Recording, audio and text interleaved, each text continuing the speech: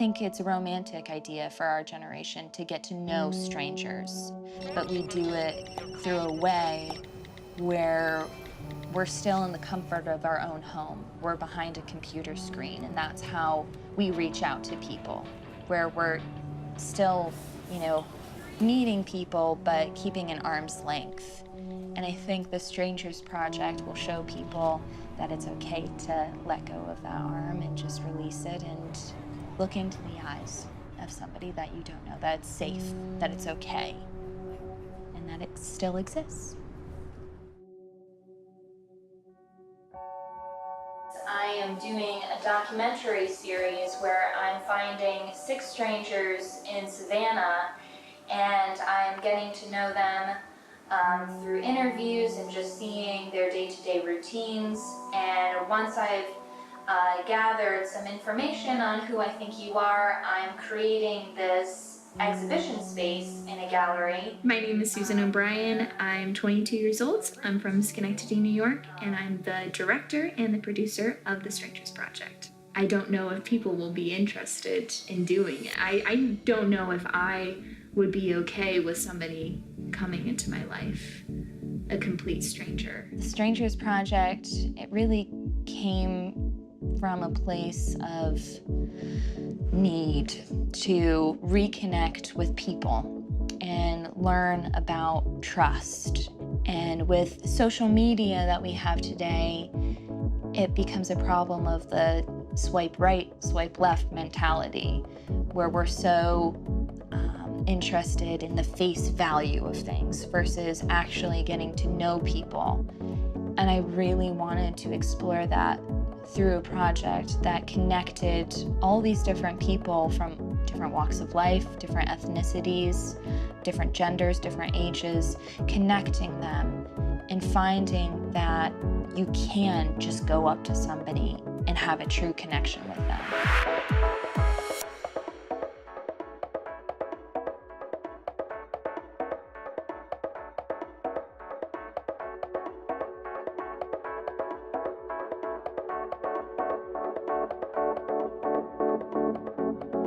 I'm Justin Suttles. I'm 23 years old. I'm from Jacksonville, Florida, and I am the assistant producer on the Strangers Project. I was interested in the project because it was an interesting dynamic to explore the people around us and to kind of connect with the city, which is something I think both of us, Susan and I, were interested in doing because we had both graduated. Well, why don't we rent it out for this weekend? Every single person sees life a little bit differently. And so we wanted to assign a different director of photography to come in, get to know the person a little bit and find their own unique perspective to tell this person's story.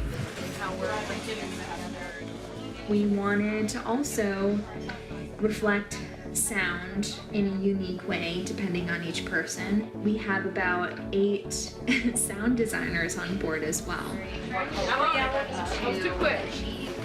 Some enlightenment about how true connection is still can exist.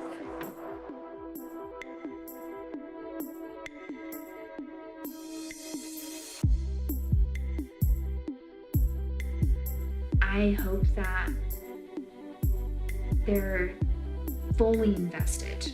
I'm nervous that people won't be as vulnerable. But let's cross our fingers.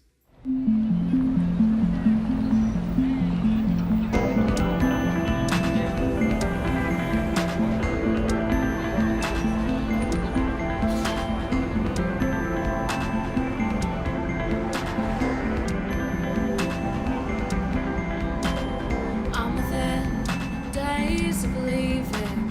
I'm within hours of walking out. I'm within a few thoughts of being too lost and taking another route. And I'm within heartbeats of stepping out the door. So right now we're looking for people on the street, and it's really exciting because it feels like I have a secret that nobody else knows about, and I'm like scoping people out on the streets, but they don't even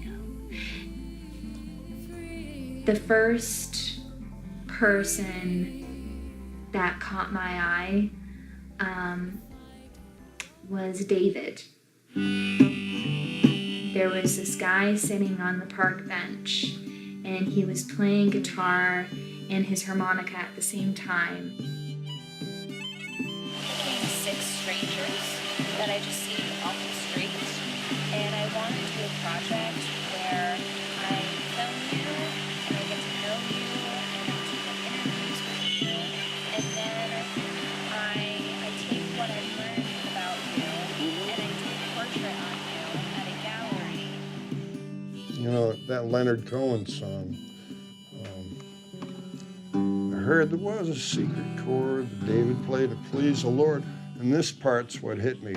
But you don't even care for music, do you? I mean, that let me go. That cut me free on that one. And then it goes on with all kinds of odds and ends of wonderful excavations and launchings. I'm David Corcoran.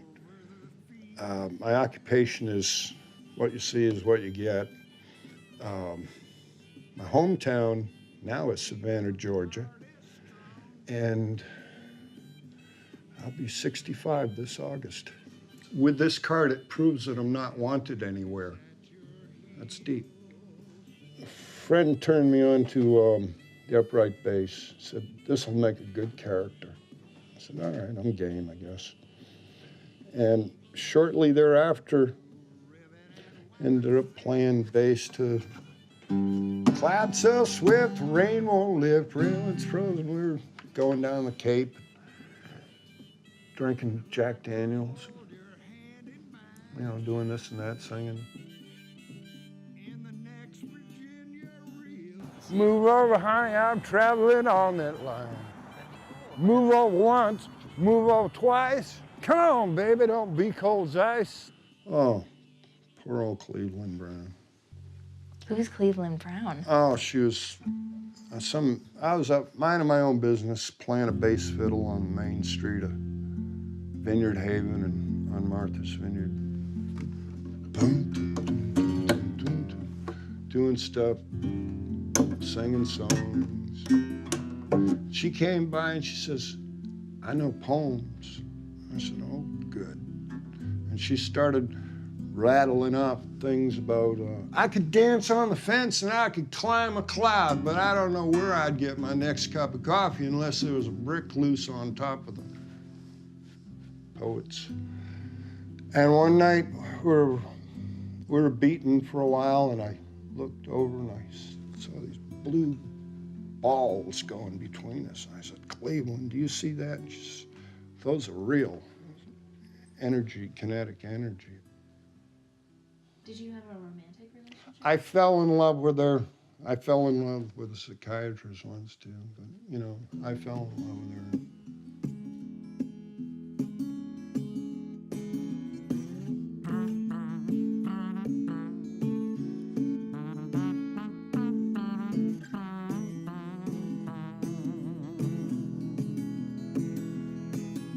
Well, I like you, you like me. Let's get together and live for a while in a little brown house. Pay the rent with money put away that we made from selling our coconuts in the shade.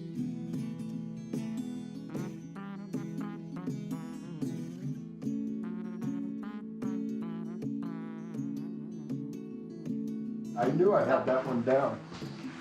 And yeah, they let me live here. That there are people out there trying to teach a person how to fish, if you will. I'm not talking about where I have to sign my name to go into some mission to get a meal and then sign it again to get a bed and then sign it if I'm gonna leave, or, you know, I mean, that's crap. And there's a lot of crap in the bureaucracy of everything, but in and amongst all that and outside of it, yeah, there's people who are generally wanting to, let's go fishing, let's go for a hike, let's go build this, let's read this and understand what it says. Did a bunch of airplane trips with a bass fiddle and did some hitchhiking with a bass fiddle and a dog.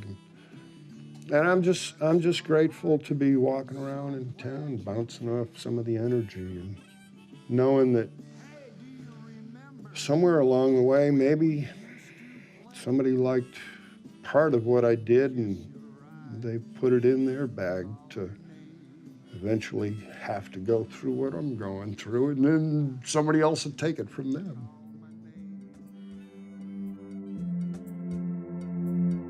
Everybody seems so interesting to me at this moment in time. Every single person that I pass by, I want to know them. Madame Joan is one of the reasons why I started this project. I was at a film festival reception. She just comes up to me and she holds my wrist and she goes, "Everything will be okay. Just keep on being strong." And I just started tearing up. And I thought, wow, like this person, just with those 2 sentences that she said to me, really affected me. I approached her about this project and she agreed, but unfortunately her mother got really ill and so she decided to pull out of the project. One day we'll reconnect, not right now, but in the future. About a month ago, we went to the Pink House, my roommate and I. We had this amazing waiter named Joey. He wore a Steve Urkel pin. He had his little bow tie. He was just so energetic and so personable. Really cared a lot about just making the overall experience the best thing possible for us. I kind of want him to be one of the strangers. Joey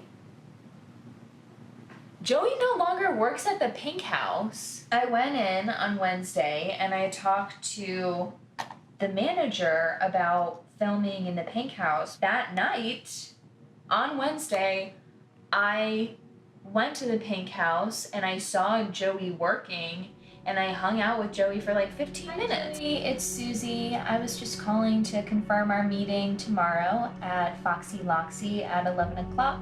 If this is still okay with you, you can give me a call back. I don't want to leave a message if I know what has happened to you. So hopefully he'll call back and then he still wants to be a part of this project.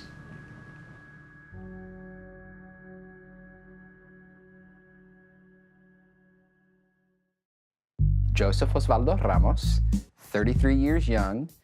Paterson, New Jersey is where I originated from, and currently unemployed, but I'm in the hospitality business, so I'm sure I'll find something soon. Take the bottom half, and you're gonna put it almost to the top. And what you're gonna do, you're gonna take this. Now again, imagine it's starched, because if it's not starched, it doesn't really work out too well, but you fold that over, and fold that over, and then these 2 little flaps would stick under here, fold like that, and then this comes up, and that comes up, and then that would come up, and then that would come up. You know, most people eat to live. I seem to live to eat because I was always nibbling on something, even if I had just finished eating something and I saw, ooh, that looks good, or I've woken up literally from a dead sleep in the back of a car to smelling a restaurant that was 5 miles up the road. I hated waiting for Mama to cook. I got out of school between 2:30 and 3. She didn't get home sometime between 5:30 and 6. Dinner might have been ready about 7:30. That's like 5 hours I had to wait to eat. It was just cumbersome. So I took the initiative and I got my ass whooped the first time, but that was the last time. And you just use the tip of your knife, and now it's obviously circular, so you want to follow the little ridges because every onion has those little lines. That's kind of like your little guide. Just go down, almost all the way to the end.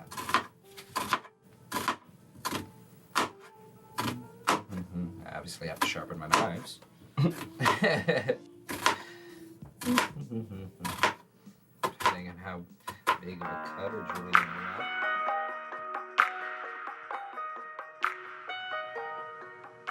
I seem to be more enthusiastic to assist others and to do things with others or be around others. Even though I'm content to be by myself, I'd rather be around others. I'm a giver by nature, I guess you could say. So I don't like taking things. I feel sometimes ashamed or like not so proud if I have to ask for assistance. So When it comes to just day-to-day stuff, for getting food, what makes you proud? What makes you feel like you're moving in a positive direction? I think I have a lot of deja vus, so I think that might be where I feel like, okay, I'm where I'm supposed to be because I've felt or had this particular thought or been in this situation at least twice before this, even though this is literally the first time that this is happening. So just thinking about where I've been to where I'm at, I'm pretty proud. I don't know. That's very difficult for me to answer. I don't know how to answer that. Like, just be happy. You can be poor, but are you happy? You can be rich, but are you happy? I've never aspired to own some massive conglomerate. Like, I know people are like, I want to be a CEO and this. I just think about the stress. Like, honestly, that's what deters me from a lot of things. I see the stress in people and they're not happy. And what do I want out of life? Just to be happy.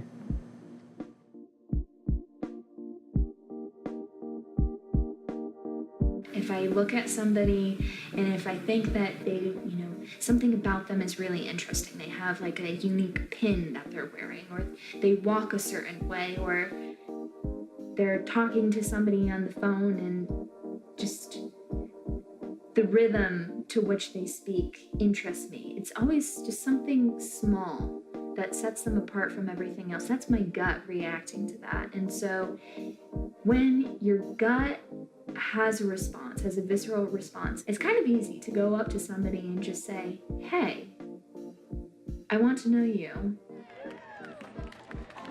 As I'm watching them, more and more teenagers are coming up, and so they invited their friends to the performance. And this guy with a pink mohawk comes up, and immediately I'm drawn to him.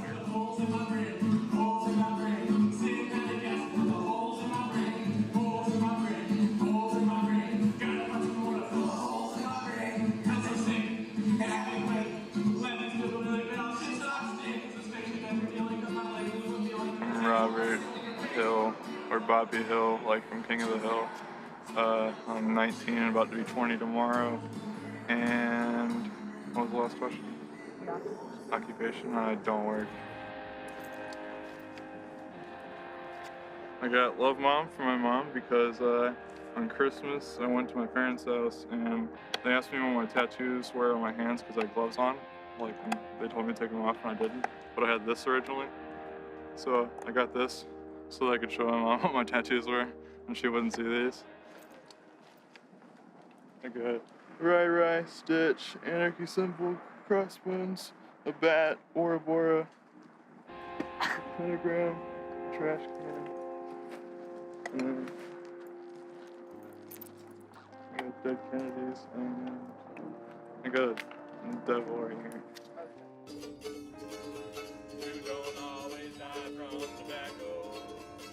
Sometimes they just blow out your lungs.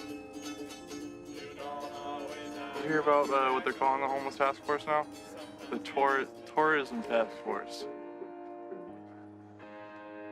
It's the same thing as the homeless task force, but basically they're calling it the tourism task force so that they can gear it towards keeping basically anybody who looks poor, like, away from tourists, so that the tourists don't see anything ugly, because it's supposed to be a pretty town for rich people to come and spend all their money at, and that's how we make our money. The people don't matter though. The people here who live here don't matter. It's just the tourists. Like, we're a tourist town, just like New Orleans or any place like that.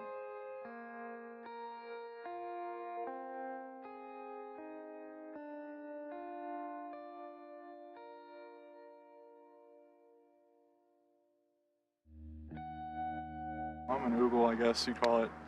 It's oogle is anybody who has a house but chooses not to live in it. Like, has a place to go to. Like, I can obviously go live with my parents as soon as, like, they would take me in as soon as I asked, but I don't want to.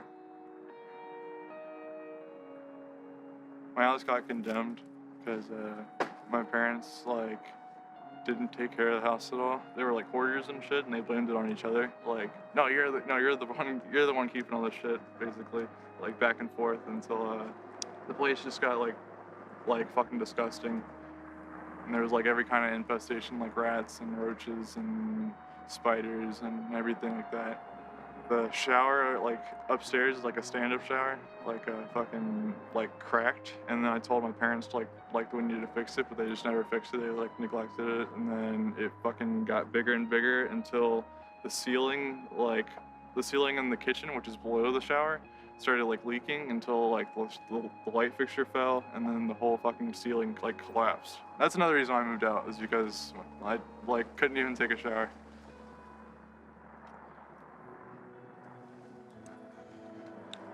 I guess the principal didn't really like me, and the whole, like, school staff there didn't like me. I guess they got this girl to, like, come out and be, like, scared about some pills that she had. So, like, I took them from her, like, to go take them to the amnesty box. If you bring, like, a knife to school, you can, like, drop it in this box, and you can't get in trouble for it. Even if they see you drop it in there. So I'm walking down the hallway, and then the principal, like, grabs me and, like, takes off my shoe and, like, pulls it out, like, knows where it is immediately. Yeah, I got set up by my school. Then I went to Ombudsman and dropped out after that. Any regrets about not getting your GED? No.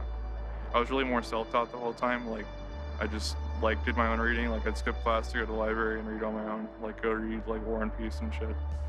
And so, like, I still read and I still do my own, like, studying and shit, so I don't feel like I need school. And there's the internet. Like, why do you need to go to school when you have the fucking internet? The only thing the school is anymore is a title.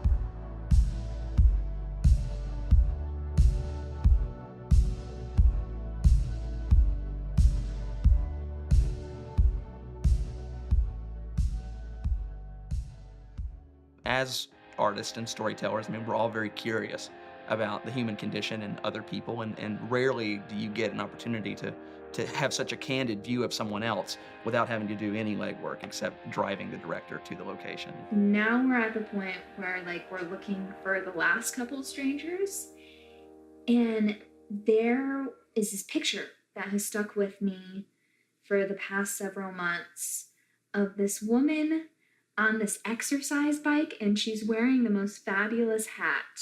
Part of the reason why I was doing this project was to meet people naturally, but this woman, there's something about her, and there's something about that photograph that has stuck with me, and I found her number, and I'm calling her.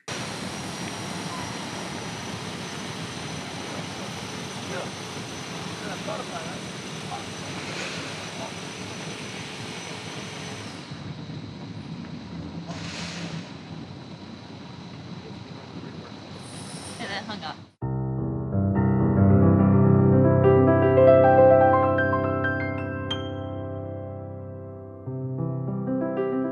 Diana Rogers, and I never tell my age, so nobody knows unless they can figure it out.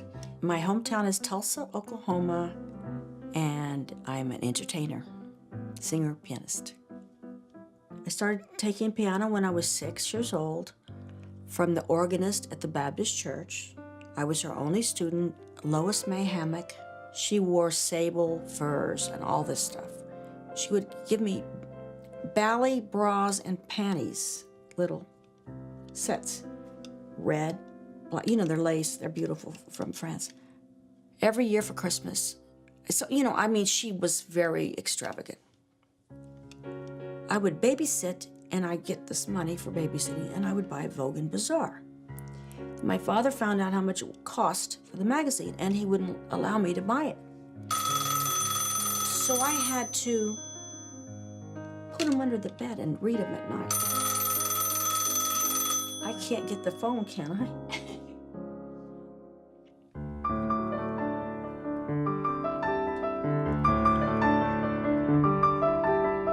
Even as a baby, even as a child, mother put my hair up in pin curls and a bristle bound. I wore little starched dresses with petticoats of lace, pearls on my anklets. And then I put an all-girl band together in New Orleans for 5 or 6 years. And we were on Bourbon Street 6 days a week. And we had a little agent named Mutzi, and he used to book Vegas, and he said, you gotta call Lay Girls. And I said, that sounds cheesy, but okay, whatever you say. So we played, and then we started touring a little bit. Chicago O'Hare, there was a ring of thieves, and they took the truck that I had bought. Like a pickup truck, we put a camper on it.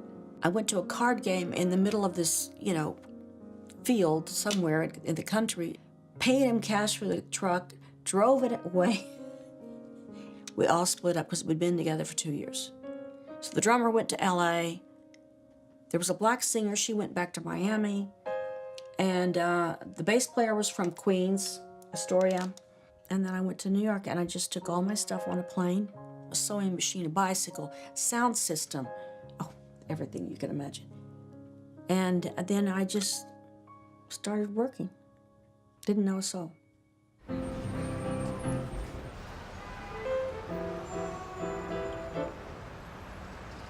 Then I got a job at the Waldorf, and when I got the job at the Waldorf, I was playing on Cole Porter's piano. I had to learn a lot of Cole Porter real quick. But I was playing Pull Up to the Bumper, Baby, in a big black limousine. And I also worked for Donald Trump at the Grand Hyatt.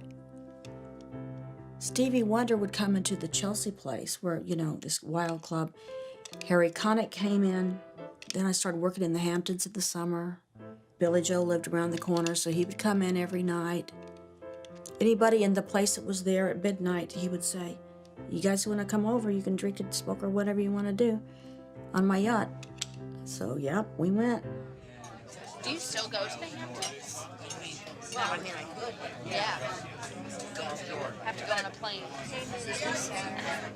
And then I got to sing next door to the Cafe Carlisle in that same hotel. It's called the Bemelman's Bar. And after 9/11, I got to sing there one night, which that was very something to remember, you know. It was right after 9/11, and we all got up and sang God Bless America and everything. But no, it was all lots of fun, great places. So what made you want to move from New York? At the time, all the piano bars were shutting down. So I was working in this place called Nino's. It's a 5-star restaurant, and it's a big mobster place and everything. It's a lot of fun. And I made great money, but not from Nino. I made it from the mobsters. When we came down here and I saw the houses, I went in one house and I was like, oh my God. They're not that expensive compared to real estate in New York.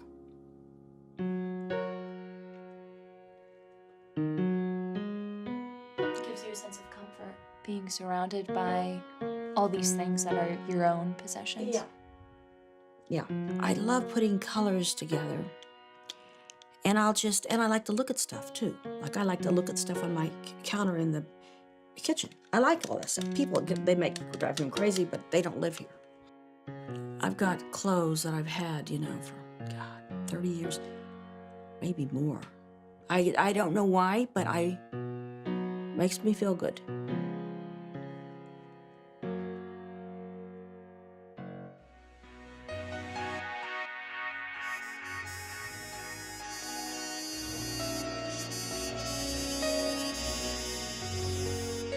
because I don't have access to their Facebook, because I haven't looked them up online and, done my research and their backstory at all. I have to listen 10 times harder, because instead of sitting back and just allowing them to tell the story and, some little details you'll remember, some you won't, every single word is important into discovering who they are as people. And it's been beautiful in seeing how all of us that are working on this project can go from one person who's one way to a completely different person and still have like a very powerful, poignant connection with them. That's pretty amazing to me. So we decided to have me actually be the last stranger. I think that it's important for people to know my story as well, and to know why I'm doing this, the good, the bad, and the ugly.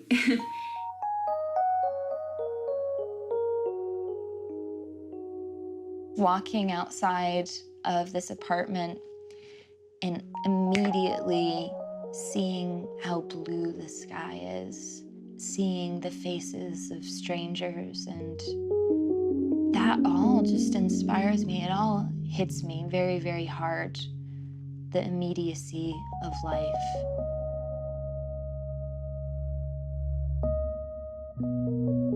My sophomore year of college, so a couple of years ago, I started getting very, very sick in the springtime. I was getting very lethargic very quickly, and I started having like hot flashes in the day, and I started just violently crying every single day.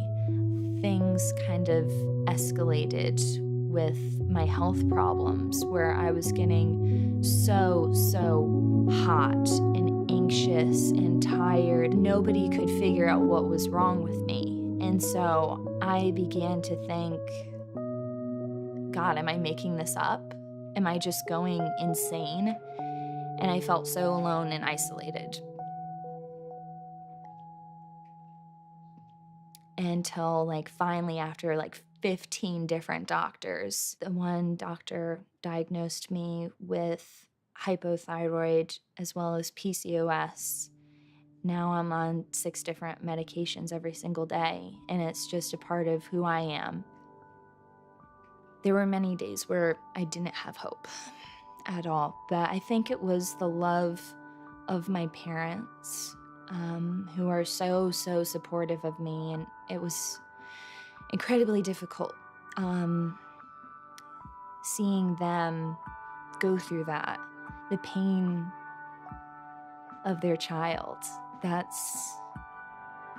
was heartbreaking, to see my mom see her baby girl slowly lose her sense of faith.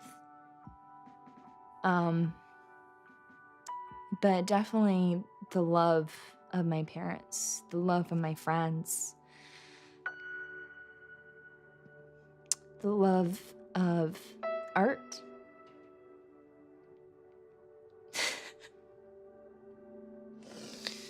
About 17, Janie and I'd be on the end of one of those docks. I don't know if you're gonna use this or not, but I'd spit, and there'd be a sunfish come up. They don't know any better. And she could huckle longer too. And that, to me, we were in love. Well, if you saw Janie again, what would you say to her? Hi. Just hi. The hell no. I'd have to look at her for a long time, into her eyes. And then, What color are her eyes? Brown. Hair just a little bit lighter than yours, maybe. Yeah. I think you know somebody, but you might not. He's still a nice guy. He's a nice guy. He has morals, he has ethics, but he just couldn't deal with responsibility. Are you hopeful about finding love again? Well, I'm not planning on it. Because, I just don't meet those kind of people. I meet people at the Pink House, but they're just traveling through. And I think it's much harder when you get older. What makes you proud of yourself? That I'm still surviving. Yeah. Being able to trust that person, like, not even have to, like, worry for a second that they're, like, wronging you. I guess that's it. It's trust. She wasn't, like a girly girl or, like, anything like that. And she didn't take anybody's shit. She's tough. I like tough girls. Are you in love with Angel? Yes. When did you know that you were in love with her?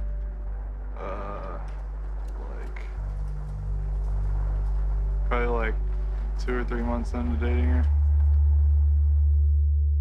Like, I've always dreamed of a wedding, like, always. It's crazy. I don't remember what show it was when I was a kid, but I remember, I think it was Funniest Home Videos or something, but it was a wedding ceremony, and the bride and groom were on a diving board doing their vows, and they jumped into a pool of Jell-O when they said, I do. And from that moment on, I've had in my mind, I want to do that. Like, I want to jump in a big old rainbow pool of Jell-O. You've had boyfriends before? One. Just one. And it wasn't, Q, you're a good guy. Just wasn't the greatest time. What does love mean to you? All in.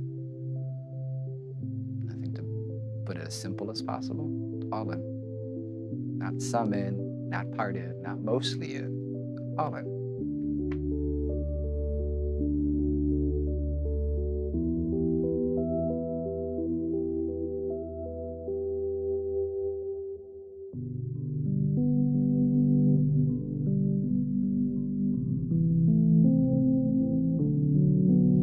So much to all the people who supported on Facebook, Instagram, our Twitter, our YouTube page. It means so much to us. Each room, we want it to be very personal to who the person is, and we're kind of, it's an interesting process because it's not starting out with a character and just kind of figuring out who the character is right off the bat and making something based off of all the definitions that you have laid out of who the character is. I am Margot Foster. I'm 21, soon to be 22. I hail from the lovely New Jersey, and I am the art director of the Strangers Project. I love that like mentality, that like what would you be? What is your spirit object? I guess you could say. And so that's what won me over. He hasn't had time to really figure out who he is because he's gone through so much that he's lost sense of who he is as his core. How he abruptly, like between 7 and 11, something happened to him. Yeah. So what if it's like when we first started meeting people and gathering people, I met a bunch of production designers to try and like get them on the project. The people I asked, I've always wanted to work with, but they've always been like too busy to work with. He just has his own little worn chair. Everything else is kind of having enough chairs for everyone to sit in. I like how they have to sit in 5 chairs. Right. The design process, we just threw out so much like, oh, let's make dirty and beautiful all at once, and we'll bring junk, but we'll bring nature into one. And it was constant themes that were opposites, but we made them work together to make a cohesive idea.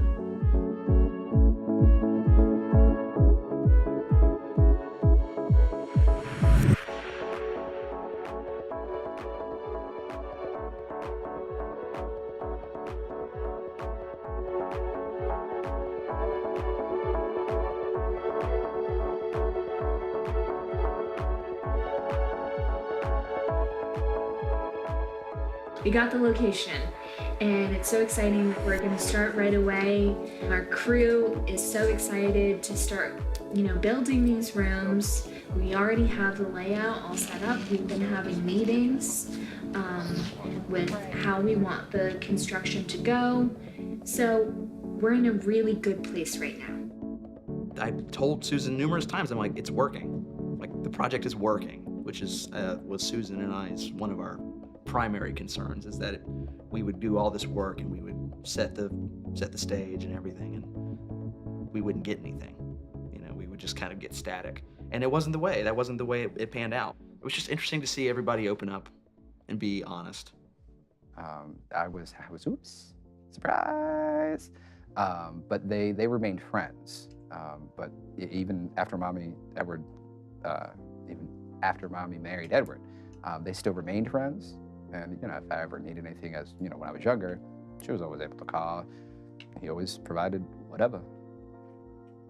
And my memories, Pops always had money. Like, he always had a fly car, like every finger had a ring on it that was gold. When we lived on East 39th Street in Patterson, I used to walk to the bodega, and I was probably about 7-ish.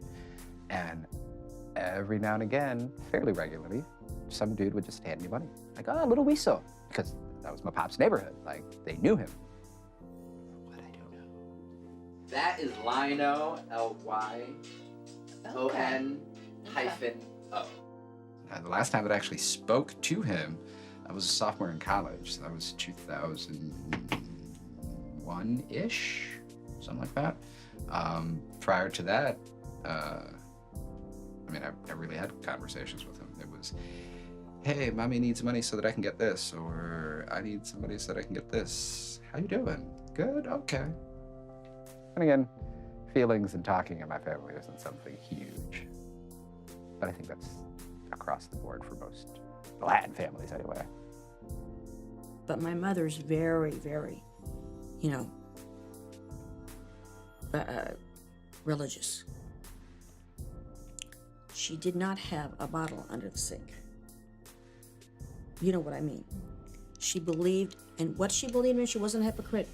People used to say, your mother probably has a bottle of scotch under the sink. I said, I wish she had one, But because she would be more normal. Up to the day when my father passed, she was reciting scripture out of Hebrews that a man shouldn't take his own life, so she didn't want to pull the life support. So you see, she really believes it, which is good. Even at the funeral, we brought one of the violins that he had made. He had 4 or 5 he had made. And they put the violin in the casket when they opened it. And so he was very creative. He was half Cherokee, so he was very stubborn too. So I got my mother who's stubborn and very independent, and my father who's Cherokee Indian. And he was very funny too. He was a real dry sense of humor. I'm beyond grace. Tricky language. Be careful with it. One of those bicycle trips, I was sipping and be pedaling along, and I'd be thinking about, hey, where did we go? Days when the rains came. Or I'd be thinking about,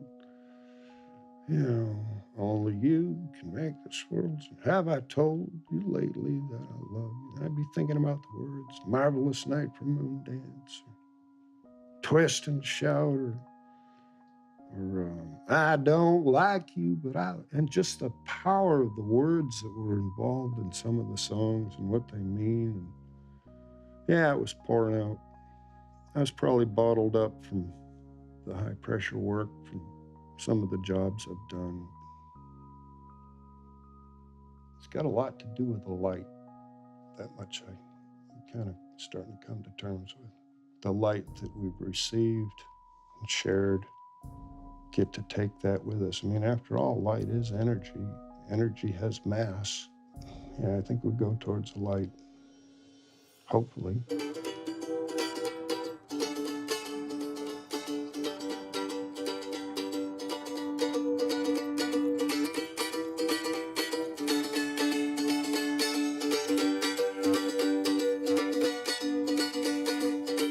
Try to get as far as I can before I die. That's like what I want to do, is like try to see if I can hit every country and every state. like see the good and the bad and the ugly of the world. Like not hear from the news, like hear from Fox News or anything. I actually want to go see it. Like I want to see what it looks like. Originally, I wanted to like hop trains and hitchhike and just kind of like go wherever the wind took me. I guess I can't really do that with a girl. But so like we decided like first we were gonna get a car, and then we didn't want to get a car, and then we were gonna get a motorcycle. Didn't want to get a motorcycle. A bicycle, like I can fix it with whatever tools I have. If it's fixable, if not, then fuck the bike. I can just throw it away. Like I can throw it in a ditch or something. And so I'm gonna get a dog after that, and then we're gonna go hike the Appalachian Trail. Hey, Sully, do you make me laugh? The opening exhibition is literally, I think, in 6 days at this point, not even a week. So we are like down to it. And there's a lot of things we have to achieve between now and the opening for this thing to even be possible. I knew that going in that it was going to be like, we are gonna have to haul, we're gonna have to move, because this is how it comes together. We're not gonna have the furniture until the last day. We're not gonna have the wall fixtures. We're not gonna have the drapes. We're not gonna have everything until like the last second.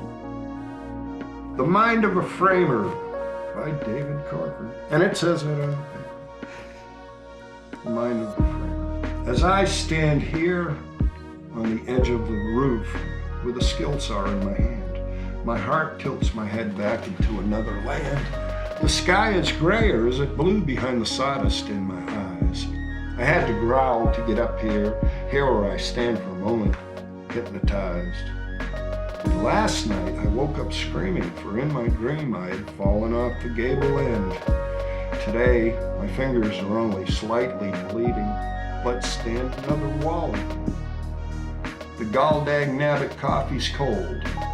Well, that I can understand. Is it 5 or is it 10 degrees below zero here in Braintree land?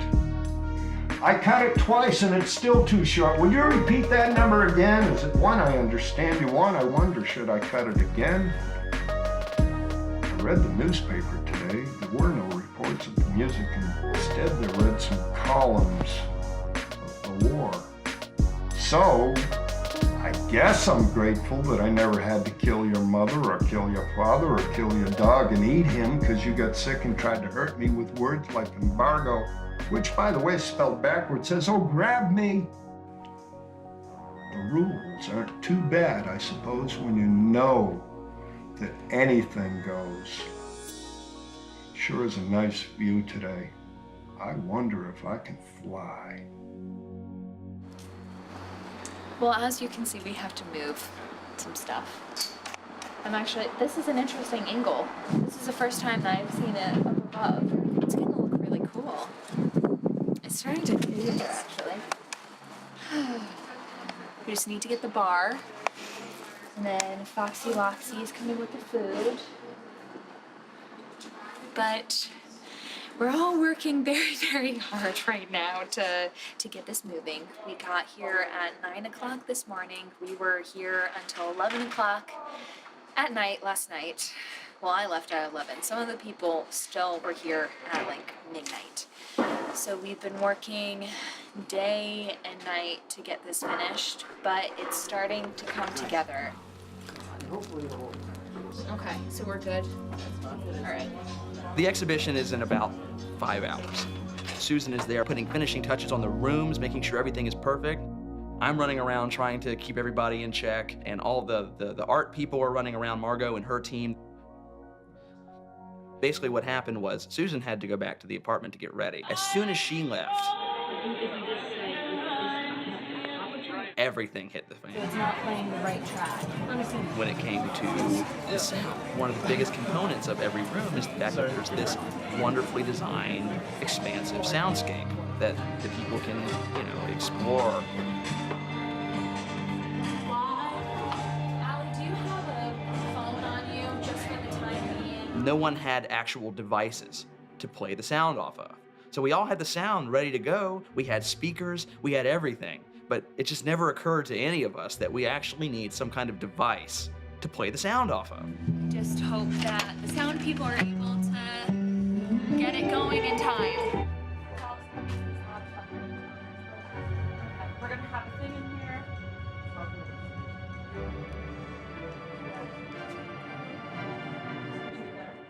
Except for one operational as of right now, and Thomas is he's just unloaded all the he just finished Like, oh my God, like it's not. We're gonna fail. We're gonna crash and burn. But luckily, by some miracle, as these things always seem to, it worked. Hello, my name is Susan O'Brien, and I am the director of the Strangers Project. Hello again. Thank you so much for coming and your patience. Thank you, thank you, thank you. The rooms are all open, so feel free to explore and please enjoy the Strangers Project. Thank you all for coming.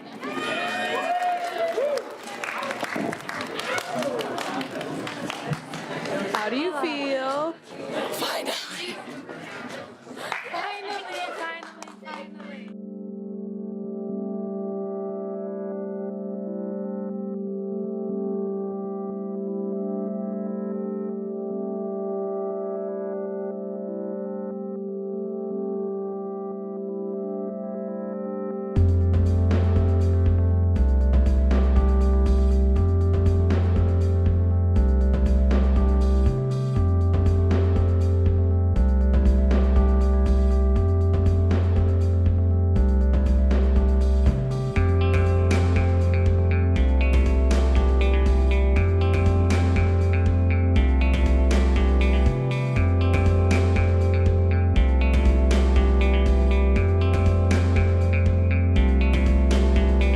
Time is now. Put on your shoe. I need to know if it is you. If you are the one in my dreams. He loves feeding people, but he also he needs something. Like someone needs to like feed him. So for his room, I wanted to incorporate this warm side, but also have something like very cold about it, something very sterile. Yes, that was the first thing. I was like, I love Chicken the Birds of Paradise. Yep. In red. Going into Joey's room, he was already there, and he just had the biggest smile on his face, and it was like, yeah, this is all worth it. Joey is teaching me about resilience, how no matter what happens, you have to keep on going.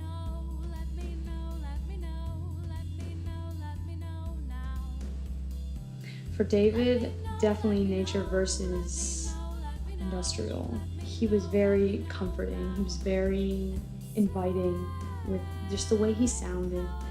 I feel like nature is very inviting. David is there as a reminder to me to let go of the grandeur of the moment and to focus on the simple emotion of the moment, because that's how we connect as people.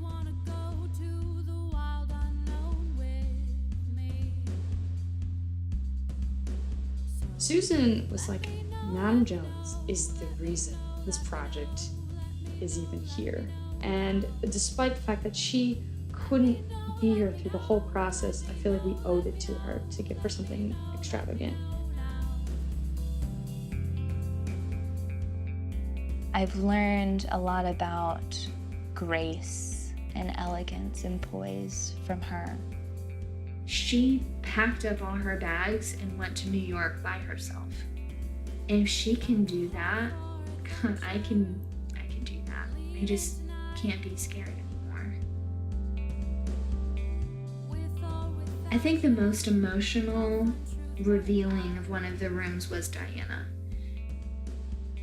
It felt so pure. It's like we both were kind of looking in the mirror at each other of the person that I might be and the person that she was.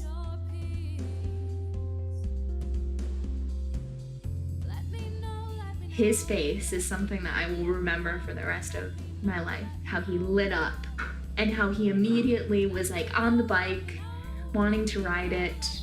He was just giddy and looking around all over the place. All of his friends were like, this is our dream garage. And that's what we designed it to look like.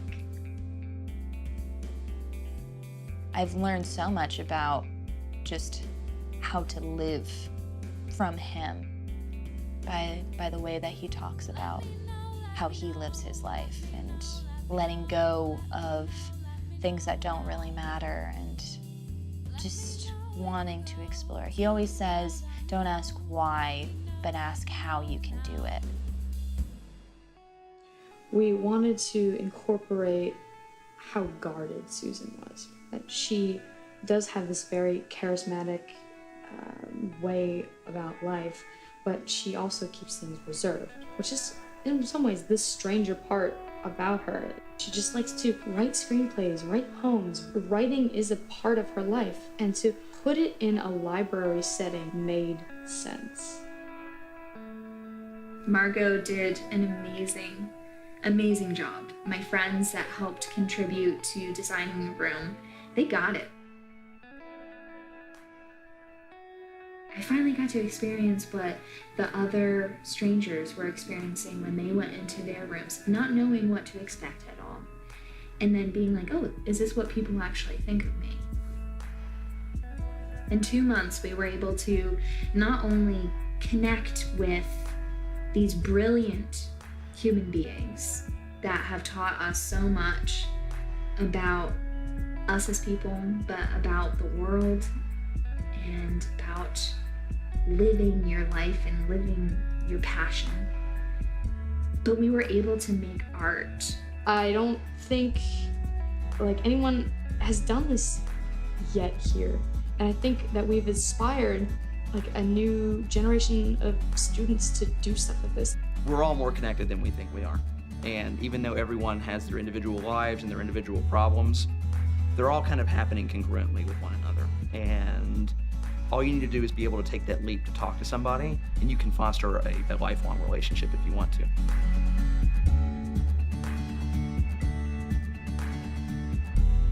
Do you have any other last thoughts? Anything that you want people to know about you? A motto that you live by that you want to end on? Hakuna Matata. I don't know. I hear music in my head.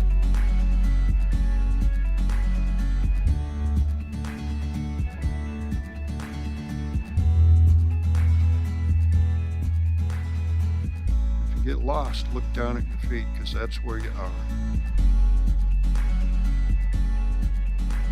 Hey Ricky, Yo, what's a good motto?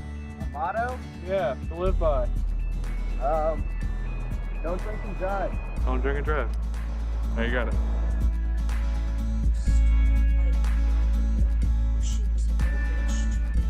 She did. When somebody shows you their true self in the beginning, they tell you who they really are. And don't ignore it. Don't wait 10 years to find out what they told you 10 years ago. Accept it and move on. I can go out on the street and learn something new from somebody. I think so often we're scared to go up to people because we don't know what's going to happen and we don't want to intrude. But people, every single person can teach you something.